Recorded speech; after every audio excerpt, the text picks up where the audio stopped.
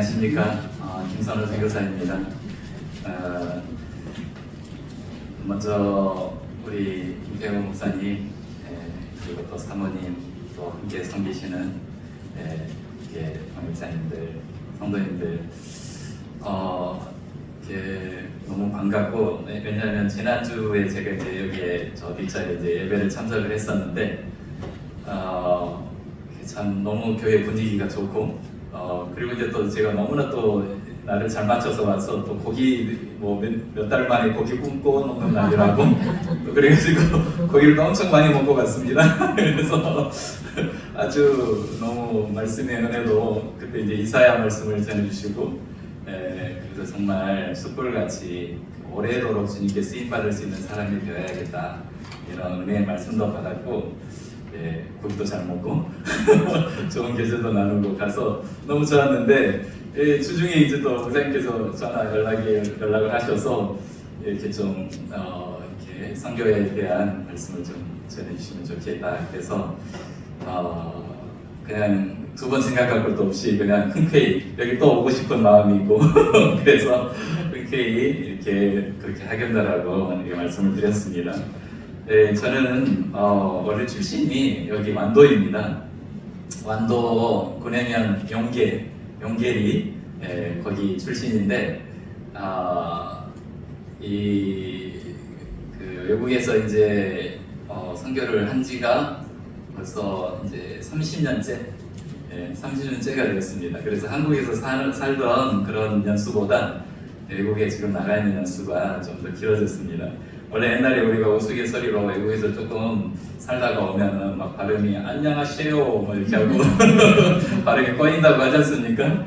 근데 이제 뭐 그 정도는 아니지만 이제 제가 한인 선교를 하는 것이 아니고 어디를 가든지 그 나라 말을 배워가지고 현지인들을 만나고 하기 때문에 교회 안에 지금 현재 있는 독일에 있을 때는 이제 한인들이 좀 있었는데 지금 현재 밀라노에 토리노라는 도시가 있습니다. 토리노가 옛날에 동계올림픽이 한번 있었고요. 우리나라도 거기에서 쇼트트랙에서 금메달을 많이 딴 적이 있었는데 토리노라는 그 지역하고 밀라노가 기차로 2시간 정도 떨어져 있습니다. 이제 그 지역에서 선교가 있는데 한인분들이 한 분도 안 계세요. 더구나 이제 또 제 아내가 하나님께서 그렇게 예비하셔서 한국 사람이 아니고 또 유럽 사람입니다. 그러다 보니까 집에서 한국말을 쓸 일이 없고 교회에서 쓸 일이 없고 말씀을 준비해도 한국말을 쓸 일이 없어요. 다 이제 뭐 그 나라 말로 기도하고 찬송하고 또 설교도 이제 그 나라 말로 해야 되니까. 그러니까 이제 한 30년을 이제 그렇게 지내다 보니까 이렇게 간단한 단어가 생각이 안 날 때가 있어요. 그래서 오늘 말씀을 전하면서 생각이 안 나면 머뭇거리더라도 좀 그렇게 봐주시고 그랬으면 좋겠습니다. 오늘 함께 이 본문 말씀을 읽었는데 이 젊었을 때 제가 이제 신학을 공부하면서 사도 바울과 그의 동역자들이 어떻게 2000년 전에 이 복음을 이방 세계, 유대인들 세계에서 벗어나서 더 큰 이방 세계에 전파했는가를 계속 이렇게 배우고 공부하면서 마음에 너무 감동이 되었습니다. 그래서 저도 나중에 정말 하나님을 섬길 수 있는 기회가 되면 이런 발자취를 따라보면 좋겠다라는 갈망은 항상 마음에 있었는데 감히 외국에 나가서 외국어를 배워가지고 그 나라 말로 복음을 전한다는 것은 이렇게 상상을 해본 적이 없습니다. 그냥 바람이죠, 바람. 이루어질 수 없는 꿈, 뭐 이런 거, 그런 것이었는데, 어떻게 이제 주님을 섬기는 법을 신학교에서 배우고, 말씀을 배우고, 또 그런 자세들을 배워나가는 중에, 25살이 되었을 때 하나님께서 참 어떤 제가 좋아하는 한 선교사님을 통해서 다시 그 선교에 대한 불이 마음속에 불부터 일어나게 되었습니다. 그래서 기도하던 중에 또 너무 자세히 이야기할 수는 없지만 이제 그래서 이제 제가 마음속에 그 순교자들의 피가 가장 많이 흘려진 곳이 어디냐면 로마 시대 때 핍박을 받았던 로마입니다. 로마. 그래서 저희가 뭐 이렇게 콜로세움이라든지 이런 이야기를 들으면 콜로세움에서 검투사들이 사자들이나 아니면 서로 죽이고 싸우고 목숨을 걸고 생존해야 했던 그런 검투사들이 있던 그 장소에 그리스도인들을 놓고 사자를 풀어서 그리스도인들이 거기서 사자들로 인해서 죽게 하는 이런 나라, 얼마나 많은 순교자들이 그 땅에 피를 흘렸는지. 그래서 이런 것을 생각하는데 거기에 정말 많은 황폐함이 있고 많은 젊은이들이 교회를 떠나고, 그리고 거기에는 이제 카톨릭이 거의 90% 이상이 되는데 어느 동네에 가든지 한 500여 명 정도는 들어갈 수 있는 예배당이 있습니다. 어느 동네, 모든 동네에 하나 정도는 있어요. 그리고 이제 한 2,000명 정도 들어갈 수 있는 큰 이제 예배당이 중앙에 있고, 그 중앙에 있는 교회를 두오모라고 부릅니다. 두오모. 그래서 나중에 정말 기회가 있어서 이탈리아를 한번 이렇게 성지순례 열차 강인교회에서 오신다면 제가 거기 두오모 이런 데를 보여드릴 텐데 실망스러울 수도 있어요. 왜냐하면 주일날 이제 제가 저희가 이제 오후 예배가 있어서 초창기에는, 지금 이제 오전 예배를 드리지만, 이렇게 오전에 약간 시간이 있어서 거기 카톨릭 천주교를 방문을 해봅니다. 방문을 해보면 한 500명 들어갈 수 있는 큰 예배당에 한 두 줄, 앞에 두 줄만 채워져 있어요. 그것도 이제 연세를 많이 드신 젊은 청년들은 없고, 이렇게 카톨릭 믿음을 지켜오신 그런 분들만 한 두 줄 이렇게 앉아 있습니다. 그렇게 이제 황폐한 곳이죠. 제가 그런 소리를 이제 들어서 내가 선교를 하러 간다면 거기 순교자들의 피가 많이 흘려진 그 땅으로 가고 싶다 했는데, 괜찮게 하나님의 인도로 그 기회가 있어서 로마를 가게 됐습니다. 그래서 이제 로마에서 언어를 이제 배우게 되었고, 이제 로마에서 한 6개월 정도 계속 언어를 배우면서 복음을 전했고, 이제 로마는 이제 바캉스 기간이 되면은 이탈리아 사람들은 다 바캉스를 떠납니다. 해외로. 그러니까 로마 사람들은 로마에 안 남아 있어요. 7월, 8월, 9월이 되면 3개월, 거기는 이제 그 휴가를 3개월을 줍니다. 3개월. 지금 이제 초등학교, 중학교, 고등학교도 방학이 3개월이에요. 근데 겨울 방학이 없죠. 겨울 방학이 없고 그냥 여름에 다 합해가지고 3개월을 줍니다. 그러면 이제 사람들이 최소한 한 달은 휴가를 받을 수 있어요. 그 회사에서. 우리나라는 지금도 좀 어렵죠. 한 달 받기가. 근데 이제 거기는 의무적으로 가야 돼요. 어쨌든 한 달 휴가를 써야 됩니다. 그래서 이제 사람들이 다 해외로 나가버려요. 아니면 다른 지역으로 나가버려요. 그러면 로마에 이탈리아 사람들은 거의 찾아보기가 힘들어요. 그러면 외국 사람들이 이제 여행을 와가지고 가득 차죠, 로마에. 근데 이제 나는 이제 이탈리아 사람들에게 복음을 전하러 왔기 때문에 이 이탈리아 사람들이 로마에서 다 사라져버리는 것 같은 그런 마음이어서 그럼 나도 이 사람들을 따라서 해외를 갈 수도 없는 것이고 어디가 좋을까 생각을 하다가 이제 생각해낸 것이 바닷가 유명한 그 항구, 세계 3대 미항이라고 하는 그 항구가 있습니다. 그래서 거기 항구 이름이 나폴리입니다. 혹시 들어보셨는지 모르겠네요. 그래서 나폴리, 그래서 로마라는 곳에서 한 2시간 기차로 내려가면 나폴리가 있습니다. 그래서 나폴리에 이제 가야겠다. 혹시 돈이 없는 사람들이 해외로 여행을 못 가면 나폴리로 가지 않겠나. 그래가지고 이제 나폴리를 마음을 먹고 어제 저녁에 그 생각을 했다면 오늘 새벽에 짐을 싸가지고 바로 내려간 거예요. 그냥 망설임 없이.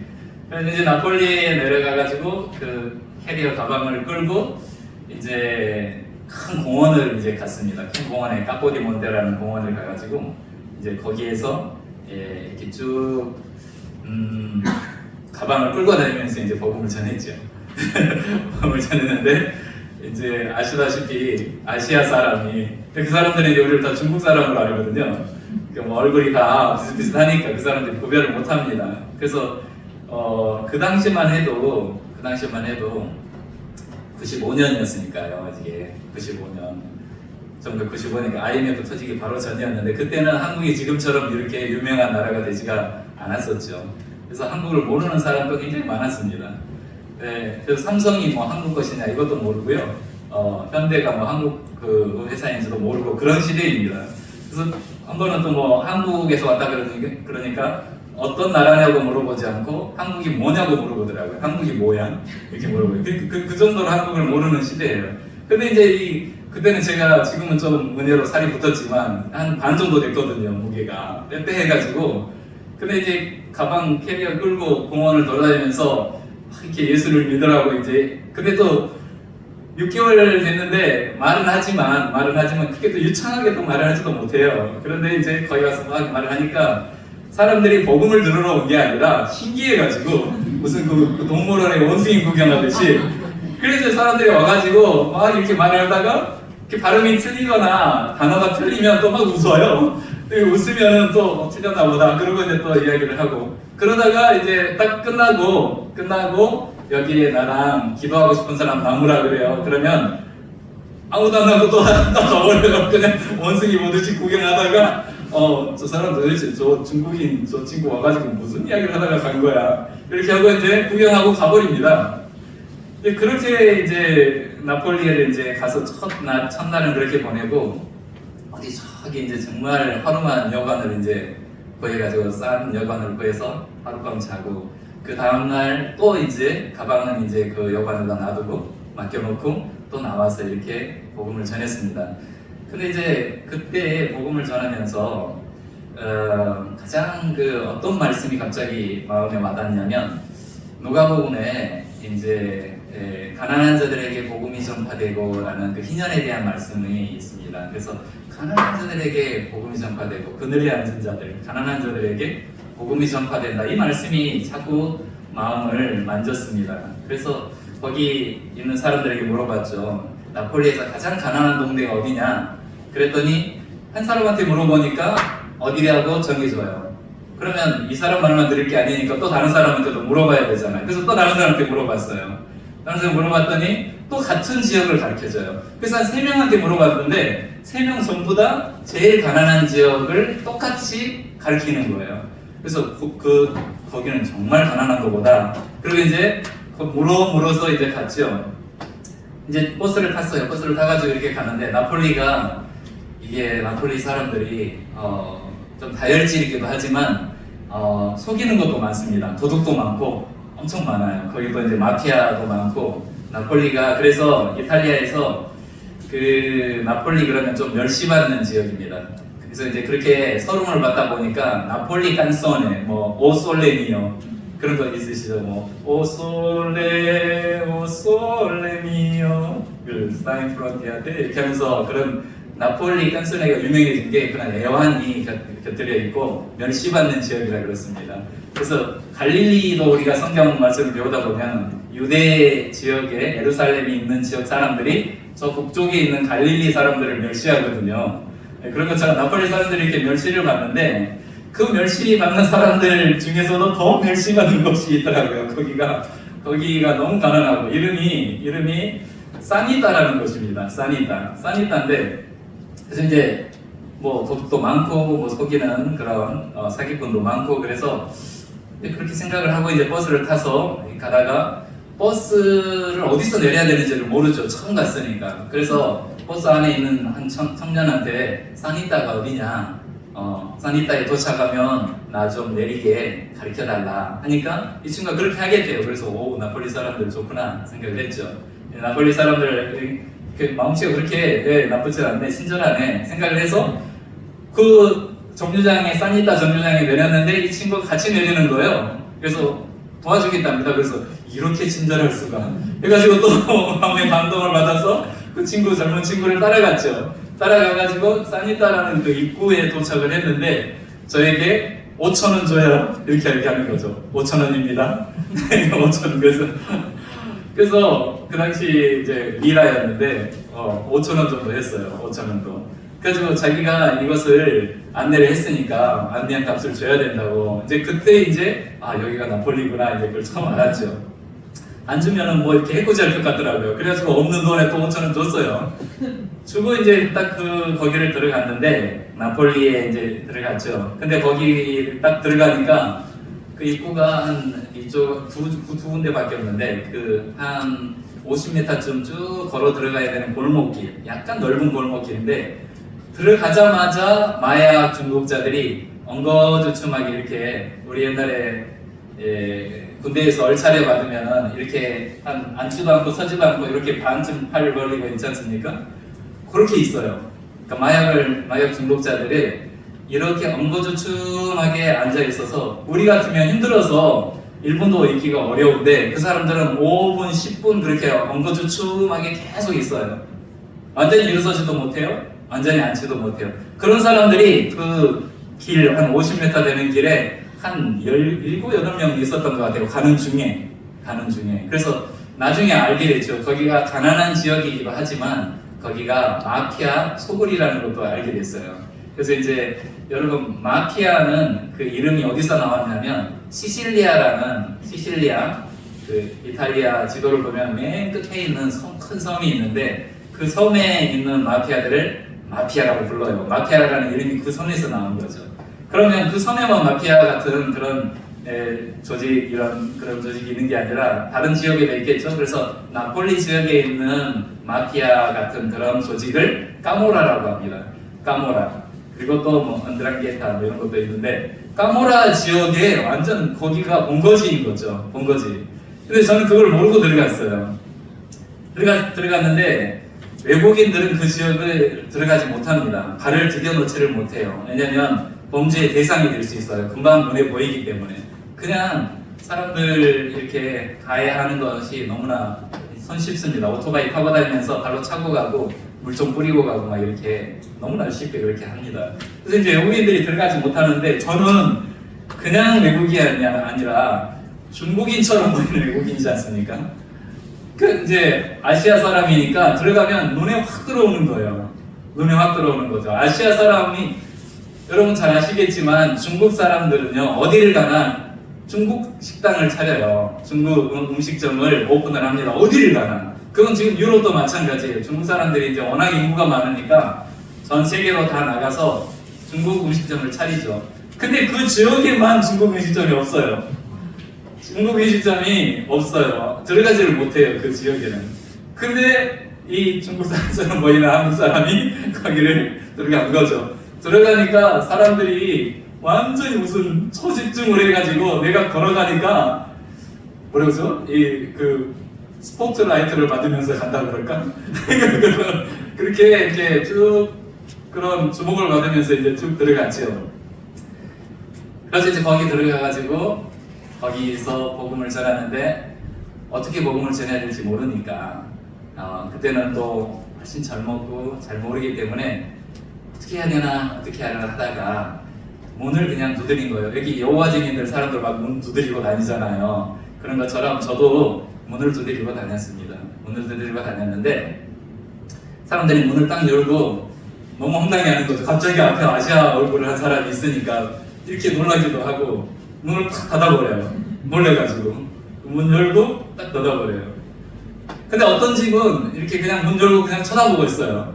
그럼 이제 내가 이야기를 해야 되는 거죠. 나는 하나님이 보내서 왔는데 이 가정을 위해서 기도하고 싶다. 그래서 나를 집안에 들어가게 해주면 이 가정을 위해서 기도하고 가겠다. 이렇게 이야기를 합니다. 그러면 바로 그냥 면석에 문을 탁 닫아버리는 경우도 있고 들어오라고 하는 경우가 있어요. 이 들어오는 경우는 어떤 경우냐면 굉장히 마약을 10년, 15년 하면서 마약에서 벗어나고 싶은데 아니면 자기 자녀들 중에 마약을 하는 사람들이 있는데 자녀들이 마약에서 벗어나지 못하는 이런 정말 사람이 어떻게 할 수 없는 그런 상황에 있는 사람들이 문을 열어줍니다. 이제 거기에 들어가게 돼요. 들어가면 이태리말로 기도를 해야 되는데 이태리말로 기도를 하면 이 말 언어를 이제 이탈리아에 도착한 지 얼마 안 됐으니까 언어를 생각하면서 집중을 못 하겠는 거죠. 그 언어 문장 생각해 외국말로 생각해야 돼. 그러니까 집중을 못 해요. 그러니까 에라 모르겠다. 그리고 이제 한국말로 기도를 하는 거죠. 이태리 사람 앞에 놓고. 그래가지고 이제 막 손을 들고 막 한국말로 열심히 그러니까 또 눈 뜨고 하면 또 너무 그러니까 눈 감고 모르겠다. 그러고 이제 한국말로 온 마음을 다해서 기도를 해요. 기도를 하고 눈을 딱 뜨면 정말 놀라운 광경이 일어날 때가 있었어요. 전부 다 그런 건 아니지만 어떤 가정에는 그 기도를 받던 사람이 땅에 주저앉아가지고 이렇게 눈물을 흘리고 있는 그런 분들, 그런 가정들이 몇 가정이 있더라고요. 한국말로 기도했는데 예수님 이름으로 기도드립니다. 아멘! 하고 눈을 탁 뜨면 주저앉아 있는 사람이 보이는 거예요. 그래서 눈물을 흘리고 그러면 나도 같이 눈물이 나요. 근데 그건 내가 뭐 눈물을 잘 흘리는 그런 사람이 아니고 하나님이 감동을 주셔서 그냥 붙들고 같이 눈물을 흘리게 되더라고요. 그렇게 해서 또 앉아서 또 기도해요. 이렇게 서서 기도하고 그분 주저앉아 있는 거 보고 나도 주저앉아서 같이 기도하고 이렇게 기도하고 다음에 또 오겠다고 하고 그 문을 또 나섭니다. 그럼 이제 거기에 기록을 해놔야 돼요. 몇 번지 기록을 해놔요. 근데 이제 이분들이 나가기 전에 이렇게 뭔가를 해주고 싶은 것이죠. 근데 그분들이 가난하기 때문에 뭘 해줄 수가 없어요. 그래서 그 사람들이 제일 해줄 수 있는 게 뭐냐면 에스프레소 카페예요.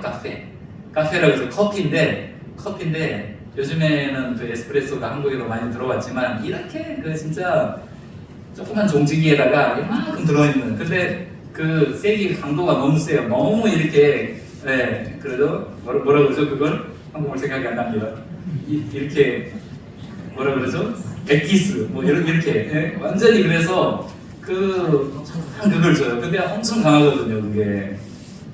근데 그분들이 뭔가를 해주고 싶으니까 주는 거예요. 근데 내가 아이고 됐습니다 하면 뭔가 주님한테 그렇게 하면 안 될 것 같더라고요. 그래서 그걸 주면 그걸 받아 먹어요 일단. 그리고 또 다른 집에 가요. 그렇게 하다가 또 거기서 또 줄 게 없으니까 또 그걸 또 줘요. 다른 집에서. 그럼 그걸 또 마셔요. 근데 주는 대로 하다 보면 하루에 한 6잔을 마셔요. 네, 그 에스프레소 센 커피를 한 6잔을 마시고 와요. 그래서 이제 그 파르만 여관 있다 그랬잖아요. 거기에 이제 들어가지고 밥을 먹으려고 그러면 어떻게 해야 되나? 손이 이렇게 떨리더라고요. 이렇게. 네, 그래서 내가 이상하다. 이게 소전증 왔나? 이게 이제 한 6잔을 마시니까 그렇게 되는 거예요. 그런데 한 20잔 마셔도 괜찮겠더라고요. 그분들이 기도를 함께 해주고 하나님의 은혜를 갈구하는 사람들이 있다면 마셔도 괜찮다는 생각이 들었어요. 그래서 나폴리에서 제일 먼저 거기에 제가 조그만 새를 냈어요. 새를 이 강대상 정도 됩니다. 여기 위에 공간이, 여기 화장실 하나 있고 침대 하나 있고 그 무슨 고시원이라 그럴까요? 오늘? 네, 그런 집을 이제 구해서 그 사람들 우리 집에 초대를 하죠. 초대해가지고 집에서 몇 안 되는 그 단어를 가지고 이제 이태리 성경을 같이 펴가지고 읽는 거예요. 그래서 초창기 나폴리에 처음 온 성도님들은 다 중독자들이었어요. 마약 중독자들이었어요. 근데 이제 계속 그렇게 있다 보니까 자꾸 문을 두드리고 다니잖아요. 근데 거기가 마약 판매하는 그런 까모라 마피아의 소굴이라고 했지 않습니까? 이 사람들이 마피아가 돈을 버는 방식이 마약이거든요. 네, 그러니까 그때 저도 처음 알았어요. 마약을 하는 사람들이 저는 굉장히 무서운 사람들인 줄 알았거든요. 그때 우리나라는 무슨 재벌 2세라든지 정치인 아들이라든지 이런 사람들이 옛날에 박 대통령 아들도 마리화나 피웠다고 막 그러고 난리 있었잖아요. 이제 그런 것처럼 그렇게 좀 힘 있는 사람들의 자제들이나 이런 사람들이 마약을 하는 줄 알았어요. 근데 완전 반대인 거죠. 거기는 힘이 없는 사람들. 거기에 마피아의 큰 실세들이 힘이 없는 사람들한테 마약을 공급해서 팔아요. 자꾸 이렇게 너 힘들지 이거 한번 피워봐. 너 힘들지 이거 한번 코에다가 마셔봐. 그 다음에 너 힘들지 하면서 이렇게 이제 주사로 하는 그런 마약 같은 것을 계속 공급을 하는 거죠. 근데 이 사람들이 이제 마약에 중독이 되면 끊을 수 없기 때문에 돈만 있으면 와가지고 마약을 사서 그렇게 해서 마피아 그 세력이 넓혀지는 거거든요. 그러니까 이 사람들이 아주 무서운 사람들이 아니라 정말 벗어나고 싶은데 벗어날 수 없는 사람들인 거죠. 이제 이 사람들이 이제 처음에 교회를 왔어요. 교회를 와가지고 제가 만으로 25세 이제 해외를 나갔습니다. 굉장히 젊었죠. 신학대학 졸업하고 그 다음에 대학가에서 복음을 전하다가 바로 이제 제가 나가게 됐기 때문에 젊은 나이에 나가게 됐죠. 근데 그때 나가가지고 나폴리에 있으면서 장례를 3번을 집전을 하게 됐어요. 장례식을. 근데 지금 25의 나이로 장례를 한국에서 집전하기도 쉽지가 않은데 거기 외국이잖아요. 근데 왜 그러냐, 한 분은 연로하신 분이 돌아가셨지만 두 분은 마약의 충격으로 돌아가신 거예요. 교회에 나오셨던 이제 분들인데, 근데 이분들을 교회에서 이제 장례를 치러줘야 되는 거죠. 근데 이제 경험이 없잖아요. 여러분들이 만약에 이탈리아에 가가지고 장례를 집전해야 된다면은 거기에 방식이 있을 거 아닙니까? 이탈리아 사람들의 방식이 있을 거 아니에요. 근데 이제 모르는 거예요. 그리고 그 파스쿠알레라고 40이 먹은 사람이었는데 17, 8년을 마약을 해온 사람이었어요. 이름이 파스쿠알레예요. 파스쿠알레는 이름도 좋아요. 6월자라는 뜻이고 부활절이라는 뜻이기도 합니다. 이름이 너무 좋잖아요. 근데 마약을 너무 오랫동안 한 거예요. 너무 그 사람을, 나는 이제 25이고 그 사람은 40이 넘었었는데 아버지 같은 마음으로 그 형제를, 그 성도님을 케어하고 돌보고 했어요. 예. 근데 이제 이분이 쇼크가 와가지고 결국 이제 돌아가신 거죠. 그래서 내가 이분만은 장례를 치러야겠다. 내가 정말 잘 모르지만 다른 사람이 날 비웃어도, 예, 저 한국 저 청년이, 예, 저기 아시아 청년이 장례 집전하는 거 보니까 저렇게 하는데 하면서 비웃을 수도 있죠. 예, 나는 모르니까. 근데 꼭 그분은 장례를 정말 내가 주님 앞에 이렇게 장례 이런 모든 순서를 인도를 해주고 싶은 마음이 들었어요. 그래서 이제 그분의 장례를 치렀고, 어머님이 이제 계셨는데 어머님도 아들이 돌아가시고 나서 교회를 나오기 시작하셨어요. 그러니까 그런 생각이 많이 들었어요. 아들이 자기도 하나님 나라에 들어갈 수 있는 구원을 얻고 이제 돌아가셨고, 어머니까지 하나님께 인도하고 가셨구나, 이런 생각이 많이 들었죠. 이제 그렇게 하면서 조금 거기에 이제 길이 들어갔고 조금씩 알려지기 시작했죠. 이제 제가, 왜냐면 계속 아시아 사람이 왔다 갔다 하고 막 문 두드리고 막 다니고 막 말도 제대로 못 하는데 막 이렇게 말하고 다니니까, 그러니까 이제 어린이들이 저를 막 따라오기 시작했어요. 어린이들이 저를 뭐라고 불렀냐면, 그때 당시에 그 이탈리아에 유명했던 영화가 브루스리, 이소룡 영화가 굉장히 퍼지고 있었던 단계였어요. 그래서 제가 거기 가니까 어린아이들이 저를 진짜 한 5m 정도 쭉 줄을 서가지고 브루스리 하면서 이렇게 이소룡 하면서 막 이렇게 따라다녔어요. 그래서 근데 이제 제가 장난으로 이렇게 하죠. 이렇게 하면 진짜로 무술 하는 사람인 줄 알고 뭐 이렇게 우르르 다 사라져 버려요. 그러다 또 걸어가면 또 뒤에서 또 이소룡 따라와요. 점점 유명해졌죠. 근데 유명해지니까 별의별 사람들이 이제 다 있게 되는 거예요. 이제 가다가 내가 이제 성경 주머니가 이렇게 가방을 조그만 걸 메고 다녔는데, 거기는 오토바이를 타고 다니는 사람이 많거든요. 청년들이 막 12~13살만 돼도 앞뒤로 막 타고 다녀요. 근데 내가 거기에 무슨 지갑이 있는 줄 알고 그걸 낚아채서 이제 가버렸어요. 소매치기죠, 소위 말하면. 근데 그 가방 안에 다른 거 아무것도 없고 돈도 없고 성경만 있었거든요. 성경만 있어요. 이탈리아 성경하고 한글 성경 두 개 이렇게 있거든요. 근데 거기 아무것도 없는데 하니까 벌써 가버렸어요. 그래서 이제 성경도 없어요. 이제 성경을 어디 로마를 가든지 어디를 가든지 가서 이제 또 구입해야 되는 거예요, 성경. 근데 이제 여러분 모르겠다 하고 이제 또 계속 하던 일 그냥 기도하러 다니는 거죠. 근데 어디쯤 가가지고 문을 두드리니까 누가 문을 열었어요. 들어갔는데 그 똑같은 그 티셔츠, 나 그 훔쳐간 뭐라 그러죠? 소매치기. 그 사람이 똑같은 티셔츠를 입은 사람, 얼굴은 기억이 안 나요. 그 티셔츠는 기억이 나요. 그 티셔츠 입은 사람이 저 안에 있는 거예요, 들어가니까. 그래서 너 내 가방 가져가지, 그러니까 그랬대. 아무것도 없잖아. 그랬더니 성경을 주더라고요.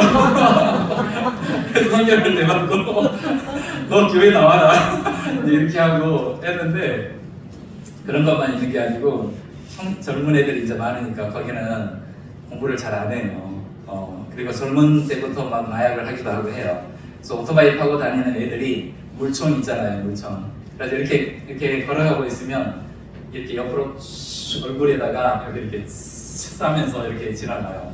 그러면서 막 이렇게 하면서 그다음에 니하오 니하오 징청챙 이러면서 가요. 중국인들을 좀 비하하는 그런 느낌이죠. 이렇게 맞고 다녀요. 그리고 어떤 친구는 가다가 발로 뻥 차고 가요. 걸어가고 있는데 자기는 이제 그 베스파라 그래가지고 조그만 이렇게 오토바이 이거 타고 가면서 그냥 아무것도 없어요. 그냥 이유가 없어요. 그냥 발로 뻥 차고 가요. 근데 거기에서 이제 복음을 전하는데 거기에 정말 마약에 찌든 사람들이 이제 해방받고 싶어서 오는 것이죠. 오는데 어느 날은 새벽 5시가 됐는데 누가 문을 엄청 세게 두드려요. 그래서 봤더니 그 경찰들이 온 거예요. 근데 특히 이제 마약 단속반 경찰들 그들이 이제 온 거죠. 왜냐하면 제가 계속 문을 이 집 들렸다 가고 저 집 들렸다 가고 저 집 계속 들리니까 이제 이 사람들이 생각할 때는 어디 중국에서 이렇게 마피아처럼 마약을 판매하는 사람이 와서 이 일을 하나 보다 하고 문을 두드려가지고 가지고 있었던 문으로 발칵 뒤집어가지고 마약 같은 걸 찾고 그 셰퍼트 있잖아요. 그 이렇게 냄새 맡는 같이 들어와가지고 근데 방도 이만큼 조그만데 거기 들어와가지고 막 다 찾아요. 그래서 그래서 나한테 물어봐요. 너 뭐하냐 그랬더니 나 선교사다 그랬거든요. 그랬더니 선교사 증명을 해보래요. 증명할 게 뭐 선교사? 기도할까? 뭐 증명 어떻게 해요? 그래가지고 이제 제가 그 성경 가지고 있던 그 성경을 보여주고 마침 제 성경이 이렇게 줄이 많이 그어져 있거든요. 이렇게 깨알같이 써진 것들이 좀 많아서 그렇게 보여주니까 성경을 많이 읽는 사람처럼 보이잖아요. 그래서 이 사람들이 정말 미안하다고 하면서 갔어요. 이제 그렇게 하면서 나폴리 교회가 조금씩 세워져 갔고, 그다음 나폴리에서 이제 교회가 한 5년 정도 세워지고 하나님께서 또 다른 데로 인도하시나 그래서 기도하던 중에 이제 영국의 런던을 가게 됐습니다. 이제 이탈리아는 이탈리아 말을 해야 되고 이제 영국 런던에 가면 영어를 우리가 조금 학교에서 배우지만 유창하게 못하지 않습니까? 학교에서 배웠다고. 그래서 또 영어 공부를 또 하는 거예요. 영어 공부를 또 열심히 하고 복음을 전하다가 또 주님의 인도가 있어가지고 영국 런던에서 이제 독일 베를린으로 가야 되는데 이제 또 독일어는 또 더 힘들어요. 이게 영어나 이게 이탈리아보다 독일어가 굉장히 구텐타 우리는 이제 구텐 모르겐 혹시 이런 거 들어보셨는지 모르겠습니다. 이게 구텐 모르겐, 구텐타 이렇게 이제 그렇게 이야기를 하는데 아우트위드센. 근데 이제 저도 이제 그런 말은 들었죠. 구텐 모르겐 이렇게 하면 아침 인사거든요. 근데 이제 갔더니 그렇게 발음하는 사람 한 명도 없죠. 구텐 모르겐 이렇게 하는 사람이 아무도 없어요. 구텐 모간 이렇게 하죠. 모간 못 알아들어요. 그러니까 이제 처음부터 다시 다 해야 되는 거예요. 그래서 또 이제 계속 이제 독일어를 해가지고 거기에서 이제 대학가에서 복음을 전하고 이제 또 말이 안 되니까 어쨌든 대학가에서 복음을 전하는데 기타를 메고 가요. 그래서 빨리 독일 찬송을 하나를 배워요. 독일 찬송을 하나를 배워가지고 그 아인슈타인이 그 교수로 있었던 훔볼트 대학이라는 데가 있어요. 굉장히 그러니까 독일에서 제일 유명한 대학, 우리나라 서울대 같은 대학이에요. 서울대 같은 대학은 베를린 대학이 있어요. 베를린 훔볼트 대학이라는 거죠. 근데 이제 저도 거기에서 이제 그 비자 그 체류 허가를 받아야 되잖아요.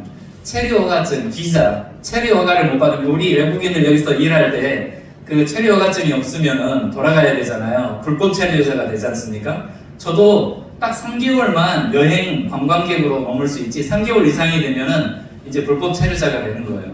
근데 이제 복음을 전해야 되니까 거기에 오래 머물러야 되잖아요. 근데 저는 머무를 수 있는 어떤 근거가 없어요. 제가 무슨 주재원 회사에서 나를 보내는 것도 아니에요. 또 저는 또 당시에도 지금도 그렇지만 자비량이라 그래서 후원이 없이 직접 가가지고 내 손으로 일을 해서 조금 번 돈으로 또 선교하고 이제 이런 일을 했었는데, 그러니까 아무도 나를 이렇게 보증해 줄 수 있는 단체나 또 사람들이 없기 때문에 유일하게 해야 되는 게 뭐였냐면 대학생이 되는 거였어요. 대학 학생이 돼요. 근데 대학생이 되려면 시험이 굉장히 어려워요. 그 시험을 통과해야 대학생이 되는 거예요. 근데 이제 뭐 많은 과정들이 있었는데 특히 정말 이렇게 문고리 잡고 어떻게 들어갔어요. 그래서 이제 대학생이 됐죠. 거기 들어간 데가 훔볼트 대학이에요. 그래서 아주 학생증은 이제 서울대 학생증이죠. 이제 훔볼트 대학에 신학부가 있습니다. 신학부. 훔볼트 대학 신학부가 있는데 거기는 카톨릭이 아니라 개신교예요. 루터교 이제 신학부인데 들어갔어요. 그래가지고 이제 거기에서 학생이 돼가지고 그 정문에서 이렇게 찬송을 할 수 있게 된 거죠. 안 그러면 거기 못 들어오게 하거든요. 거기 들어갔어요. 찬송을 막 해요. 잘 이렇게 복음을 전하기 어려우니까. 그러니까 사람들이 어떤 광경이 벌어졌을 거 좀 상상해 보십니까? 내가 찬송을 하면 사람들이 또 우르르 올 것 같잖아요. 왔어요. 진짜로 왔어요. 내가 저기 나폴리 공원에서 이렇게 말씀 전할 때 구경하러 오듯이 거기서 또 이렇게 왔어요. 찬송을 하니까. 찬송하는 사람이 없죠. 그런 역사가 없어요. 그 어떤 대학 앞에서 기타 들고 찬송하는 사람이 없는데 나는 뭐 모르니까 그냥 한 거죠. 사람들이 막 왔어요. 그래가지고 이제 찬송이 딱 끝나니까 무슨 일이 벌어졌게요? 돈을 주고 온 거예요. 외국에서 버스킹 하듯이 버스킹에서 노래를 하면 노래 끝나면은 동전 하나씩 넣고 가잖아요. 찬송이 딱 끝나니까 사람들이 우르르 와가지고 돈을 내 앞에다 말 앞에다 넣고 가는 거예요. 그렇게 대학에서 복음을 전하기 시작했습니다. 그래서 이제 대학에서 복음을 전하고 하다가 또 시간이 지나서 거기에서 제 아내를 만난 거죠. 대학 안에 있는 랭귀지 코스가 있어요. 언어 이렇게 배우는 과정이 있는데 언어 과정에 들어가가지고 거기서 아내를 처음 만났죠. 저기 뒤에 있는 이제 제 아내. 언어를 배우면서 처음 만났는데, 제 아내는 이제 라트비아라는 그 북유럽 쪽에 핀란드하고 독일 사이에 있는 나라입니다. 핀란드, 독일 사이에 있는 나라인데 거기에서 왔어요. 공부를 이제 하고 일도 하고 공부도 하려고 이제 왔죠. 그 언어를 배우는데 처음에 하나님을 안 믿더라고요. 그러니까 하나님에 대한 좀 불신이 많이 있었어요. 근데 이제 같은 클래스에 있다 보니까 복음을 전했는데 안 받았어요. 두 번째 전하니까 그냥 안 받은 게 아니라 화를 내면서 안 받았어요. 세 번째 전하니까 내 옆자리에 앉지도 않아요. 그렇게 됐어요. 이런 과정이 있었죠. 근데 희한하게 거기는 언어를 배울 때 이 역할극이라 그래가지고 서로 역할을 나눠가지고 나는 의사야, 너는 환자야. 그래서 둘이 대화를 하게 해요. 그래야 이제 언어를 빨리 배울 수 있으니까. 근데 꼭 하면은 나랑 짝이 되는 거예요. 미안하죠? 그래서 이제 둘이 이게 역할이 그러니까 옆에 앉으면 나는 할 말이 없어요. 당신을 사랑합니다, 멋있네요 이런 말을 못 하겠잖아요. 그러니까 하나님 믿습니까? 하나님 믿어야 합니다. 근데 하는 말이 그런 말밖에 할 줄을 몰라요. 또 배우는 단어도 그 단어밖에 없어요. 그러니까 로맨틱하지는 못하죠. 하나님이 근데 이제 이것을 막 화를 내면서 거부를 했는데 어느 날 거기 가다가 이제 그 언어 수업이 끝나고 밖에를 나가서 버스를 탔는데 다 같은 버스에 탄 거예요. 그래서 내렸는데 또 같은 데 내린 거예요.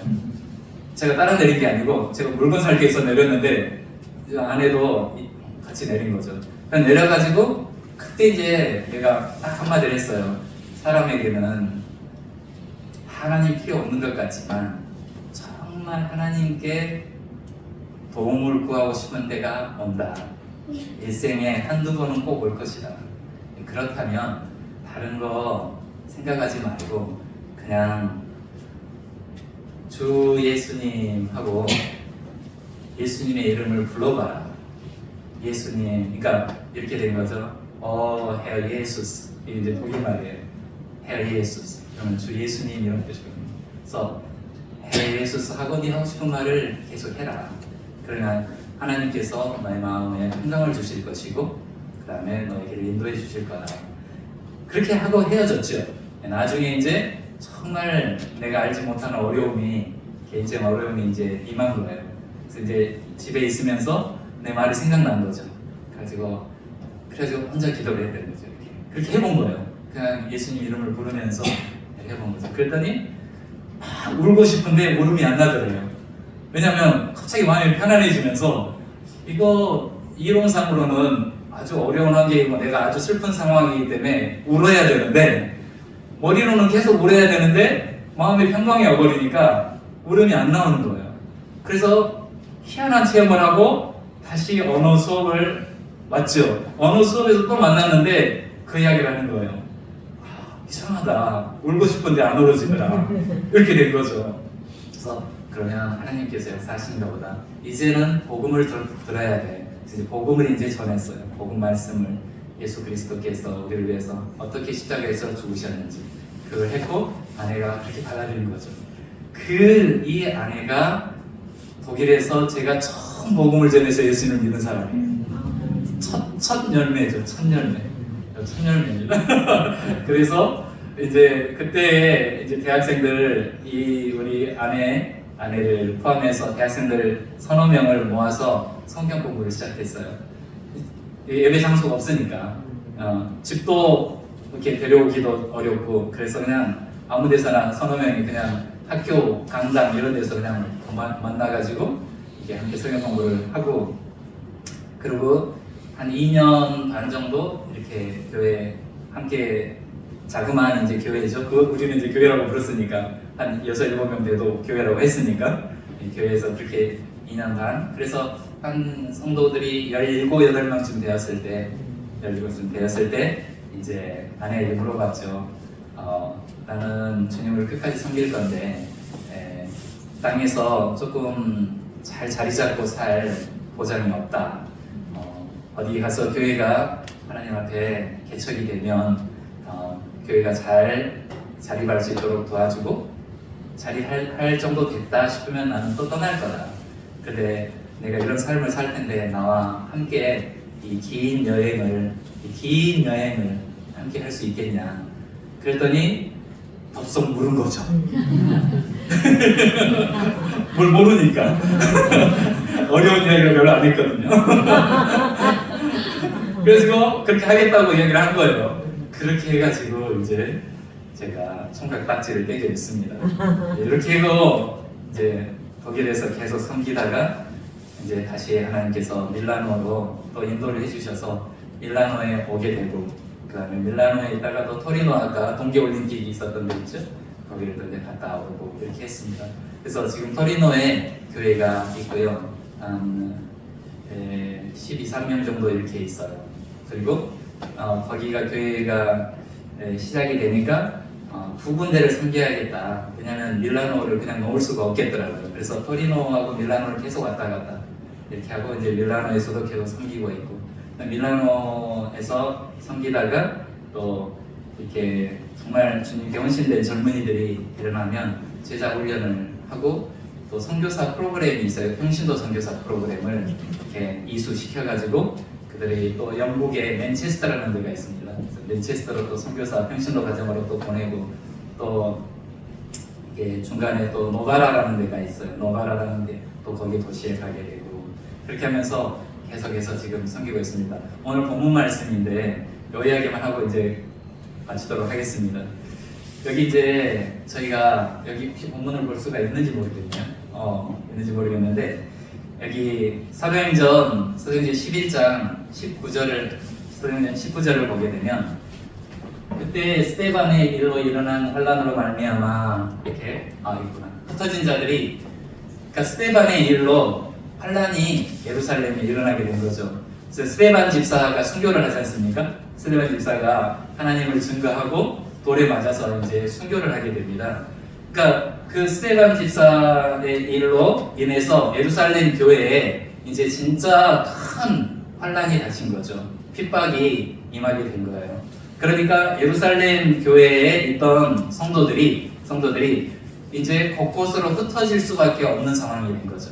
그래서 많은 그 예루살렘에 예수님을 믿었던 그리스도인들이 환란으로 인해서 여러 곳으로 흩어져 나갔는데 어디로 갔느냐?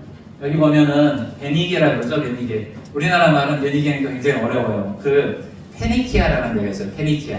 그러니까 영어 알파벳이 처음 시작된 곳입니다. 그래서 이스라엘 땅에서 이스라엘 지도를 보면 이스라엘에서 북쪽으로 조금 올라가면 거기가 페니키아예요. 그 페니키아 거기를 우리나라 말로는 베니게라고 합니다. 이걸 원래 그 나라 발음대로 했으면 젊은 사람들이 읽기에 금방 이해하기가 쉬웠을 수도 있는데 어쨌든 베니게는 페니키아입니다. 페니키아. 그래서 이스라엘 북쪽으로 가고, 여기 보면 이제 구브로라고 나오죠. 구브로는 이렇게 하면은 이해하기 어려워요. 구브로는 어디냐면 사이프러스 섬입니다. 사이프러스. 그래서 그 터키하고 그리스 그쪽 바다에 있는 섬인데 그걸 사이프러스라고 합니다. 혹시 들어보셨는지 모르겠습니다. 사이프러스.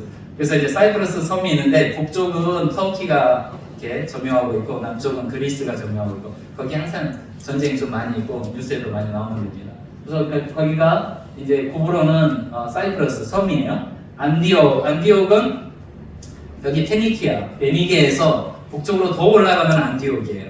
그래서 이스라엘에서 예루살렘에서 그리스도인들이 핍박을 받아서 흩어졌는데 북쪽으로도 가고 동쪽으로도 가고 남쪽으로도 가게 된 거죠. 그래서 흩어지게 된 거예요. 그래서 이제 이 흩어진 사람들이 뭘 했느냐? 이제 말씀을 전하기 시작한 거예요. 그러니까 핍박이 있어서 흩어졌는데 말씀을 전하기 시작한 거죠. 흩어져가지고.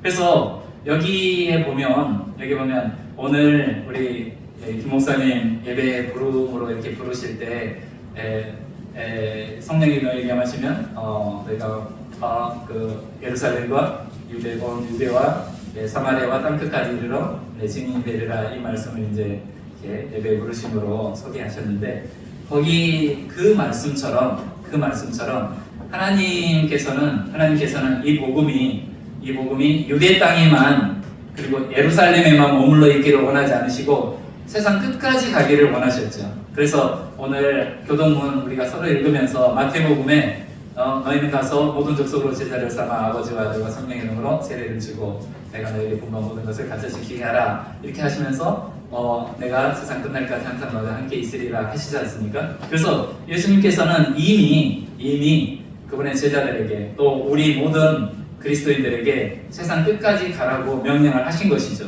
그리고 예루살렘에서 시작해서 유대와 사마리아와 땅끝까지 이르러서 내 증인이 되리라고 하셨기 때문에 하나님의 눈은, 그리고 예수 그리스도 우리 주님의 눈은 계속 그 땅끝을 바라보고 계시지 않겠습니까?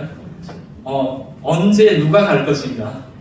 누군가 가야 되면서, 지난주 말씀도 누가 우리를 위하여 갈고 할 때 이사야가 나를 보내소서, 내가 여기 있나요? 나를 보내소서 한 것처럼 하나님께서도 누가 갈 것인가 계속 보고 계신다는 거죠.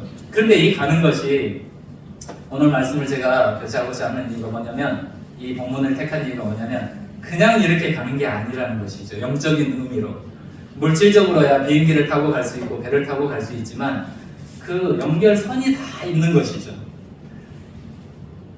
스데반이 주님 앞에 헌신되고 순교자처럼 자기의 목숨을 주님의 복음을 위해서, 영광을 위해서 드렸던 그 헌신의 발판 위에 누가 얻어지느냐? 사도 바울이라는 사람이 얻어지는 거죠. 그러니까 사탄은 이 복음을 멈추게 하려고 주님의 충성된 종들을 죽게 만들고 이렇게 핍박을 하지만, 하나님께서는 그 핍박하는 사람들 중에서 그 스데반보다 더 멀리 나갈 수 있는 사람을 지켜보고 계셨던 거죠. 한 눈으로는 그분의 충성된 종이 순교하는, 그리고 하늘을 우러러서 하나님을 바라보고 예수님을 바라보는 그 광경을 보고 계시지만, 그 말씀에 따르면 예수님께서 보좌에 앉아 계셨다는 말씀이 없어요. 서 계셨다고 나와요. 그분의 충성된 종이 순교하고 있는 과정에 우리 주님이 앉아 계실 수가 없죠. 서서 그걸 보고 계셨다고 해요. 한눈으로는 그런 순교자, 충성된 순교자를 바라보고 있지만 또 한눈으로는 그 핍박자들 중에서 하나님의 종을 바라보고 있었던 거죠. 그래서 스데반이 돌에 맞아서 순교할 때 그 돌을 던진 사람들이 자기 겉옷을 벗어서 그 당시엔 사도는 아니었지만 사울의 발 앞에, 바울이죠? 사울의 발 앞에 놓고, 그리고 사울도 스데반이 죽는 것을 마땅히 여기고 있었죠. 마땅히. 그렇게 순교하는 그런 충성된 종이 있었기 때문에 그 연장선상에서 하나님께서 바울을 부르실 수가 있었던 것이죠. 그래서 여기에 보면 스데반의 일로 말미암아 스데반의 일로 일어난 환난으로 말미암아 흩어진 자들이 쭉 가게 되죠. 20절 한번 볼까요? 20절 보면 그 중에 구브로는 아까 말씀드린 것처럼 사이프러스입니다. 구브로와 구레네는 또 어디냐? 아프리카 북쪽이에요. 아프리카 북쪽인데 키레네라고도 하고 사이레나라고도 하는데 지금은 리비아 땅입니다. 그러니까 아프리카 북쪽에 있는 사람들. 그래서 아프리카 북쪽에 있는 시레네, 그래서 아니면은 키레네, 사이레네 이렇게도 다 부를 수 있어요. 그래서 거기 이제 아프리카 북쪽에 있는 몇 사람이 안디옥에 이르러, 안디옥은 이스라엘 땅이 아니죠. 이방 땅이죠. 이스라엘 북쪽에 있는 안디옥입니다. 안디옥에 이르러 죄송합니다. 19절 한번 볼게요. 19절 한번 보면 이 스데반의 일로 환난으로 말미암아 흩어진 자들이 베니게와 구브로와 안디옥까지 이르러 누구에게만 말씀을 전했다고 했습니까? 유대인에게만 말씀을 전한 거예요. 유대인. 왜냐하면 그 당시까지도 19장을 쭉 읽어보면 예루살렘에 있는 그리스도인들이 원래는 유대인들이었죠. 유대인들이었는데 예수님을 믿은 유대인들이 된 거죠. 그래서 예수님을 믿은 유대인들이 됐는데 예수님을 믿은 그리스도인들이 되었음에도 불구하고 그들의 관념, 생각 속에는 여전히 유대인들이 하나님의 선택된 선민인 것이죠. 그래서 이방인들을 접촉하는 것을 아직도 꺼려하는 이런 습관이 남아있었던 겁니다. 그래서 사람들이 흩어져서 다른 지역으로 갔는데 유대 땅 밖으로 다 흩어져 나갔는데 유대 땅 밖으로 이스라엘 땅 밖으로 흩어져 나가서 복음을 전하는데 이방인 모든 세상 사람들에게 전하는 것이 아니고 유대인들만 찾아서 복음을 전하는 거예요. 그런데 20절에 몇몇 사람이 그렇죠? 그 중에 구브로와 구레네 몇 사람이 안디옥에 이르러 헬라인에게, 그러니까 이방인이죠. 유대인이 아니죠. 헬라인에게도 말하여 주 예수를 전파하니 그렇게 해서 주의 손이 그들과 함께 하시면 수많은 사람들이 믿고 주께 돌아오더라. 그래서 생겨난 교회가 안디옥 교회입니다.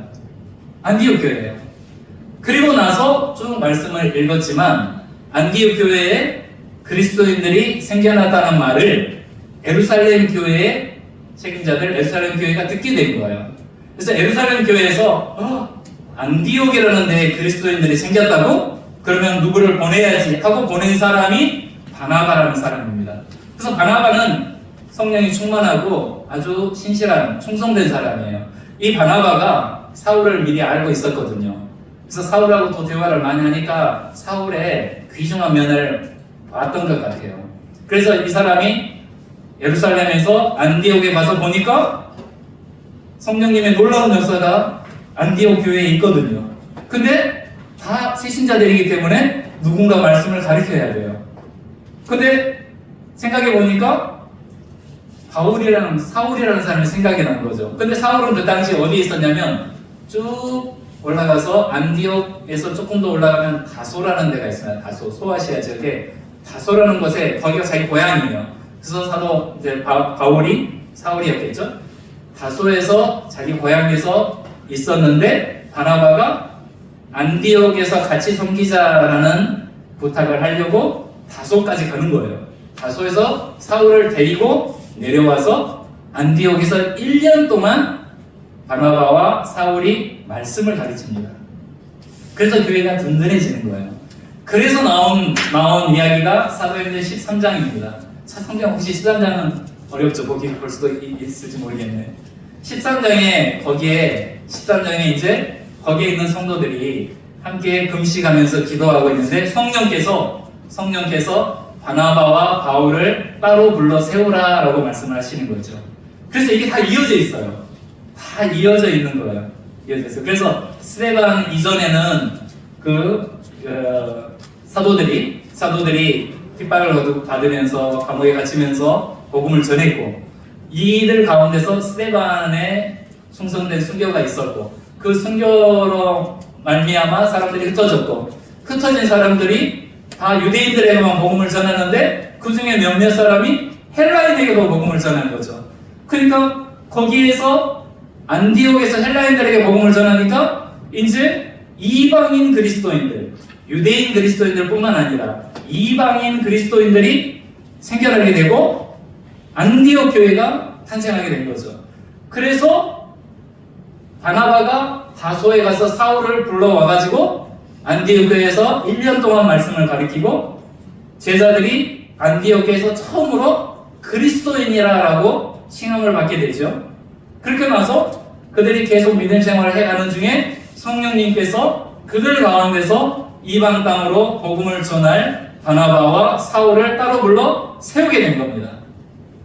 이게 따로따로 있는 일이 아니고 충성된 그런 선교와 섬김의 바탕 위에 성령께서 계속해서 그런 발판을 받고 계속 복음을 땅끝까지 전파하게 하신 것이죠. 그래서 이것이 따로 분리된 일이 아니라는 것이 오늘 제가 하고자 하는 이야기입니다. 우리가 당인교회에 있지 않습니까?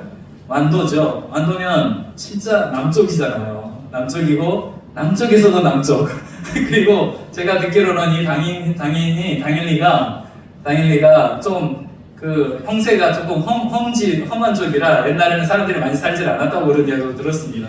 그러니까 근데 이제 요즘에 물김이 많이 나와서 좀 좋긴 하지만 그래서 이제 상인 이쪽 아주 이렇게 세상적으로 보면은 아주 남쪽의 남쪽 이렇게 이런 교회인 것 같지만 사랑하는 성도님들 이게 분리된 일이 아니라는 것입니다. 분리된 일이 아니죠. 제가 완도 사람이잖아요.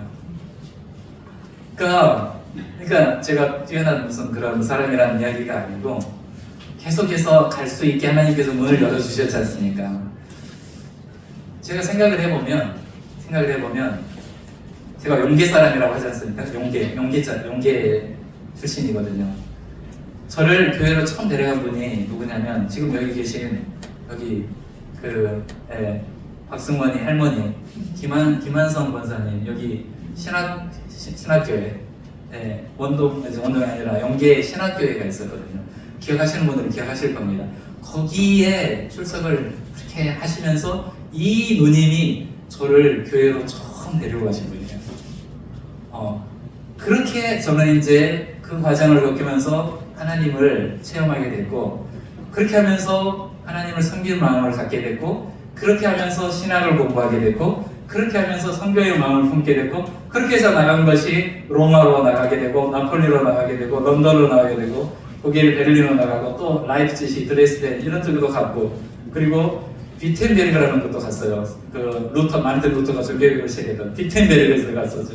그다음에 토리노로 가고 밀라노에 있고 제가 하는 것은 큰 일이 아니고 있는 곳마다 씨앗을 뿌리고 가는 거거든요. 사도 바울이 씨앗을 뿌렸듯이 그리고 성령께서 자라게 하시죠. 그러면 요 일이 분리된 일이냐? 아니라는 겁니다. 아니라는 거예요. 저같이 정말 무슨 마른 장작 같은 이런 사람도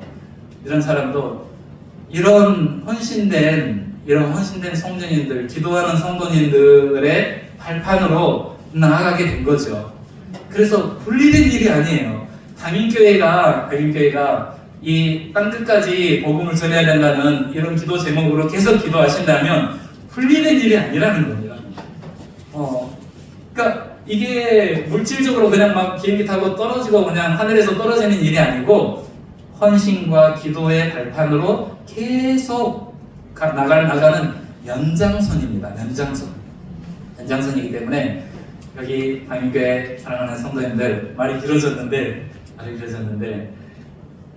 이 당인교회에서 정말 빛과 소금의 역할을 잘 해내게 되면 여기에 헌신을 하나님께서 기억하시고 이 헌신으로 말미암아 또 다른 사람들을 감동시키셔서 그 감동받은 사람들이 계속해서 땅끝까지 복음을 들고 나아가고 이 천국 복음이 온 땅에 전파되리니 그제야 끝이 오리라. 우리 주님 다시 오시는 날이 있게 된다는 겁니다. 그래서 결코 분리된 일이 아닌 것을 기억해 주시고 혹시라도 저를 기억해 주시면 당인교회와 분리되어 있다고 생각하지 마시고 기도만 해주시면 좋겠어요. 저를 또 이렇게 개인적으로만 교회에서 후원해 주시는 분도 있습니다. 그러니까 그렇게 여기에 복음을 위해서 많은 헌신을 하시고 계속해서 이 제목을 가지고 기도를 해주시면 저는 이 기도의 힘으로 끝까지 나갈 것이고, 제가 우리 교회 성도들에게 이야기했어요. 나는 한국으로 돌아가지 않는다. 우리 가족들에게는 정말 미안하고 죄송한 말이지만 나는 인생 뭐 이렇게 은퇴하고 하면 한국에 가지 않을 거다. 내가 있는 곳에서 내가 머무르는 곳을 끝까지 섬기다가 내가 거기 혹시라도 주님 품에 들어가게 되면 그냥 거기 묻어달라. 그렇게 이미 다 이야기를 해놓고, 그래서 저는 끝까지 갈 테니까 정말 주님 언제 오실지 모르지만 이 복음을 갈 수 있는 데까지 끝이라고 생각하는 곳까지 가고 싶은 마음이 있어요. 그래서 갈 테니까 성도님들께서 혹시 기억하시면 연장선에 있는 이런 많은 선교사들을 위해서 기도로 동역해 주시면 감사하겠습니다. 우리 주님이 여러분 모두를 축복하시고 방인교회 기도를 통하여 주님의 다시 오심이 더 빨리 앞당겨질 수 있기를 주님의 이름으로 축원합니다.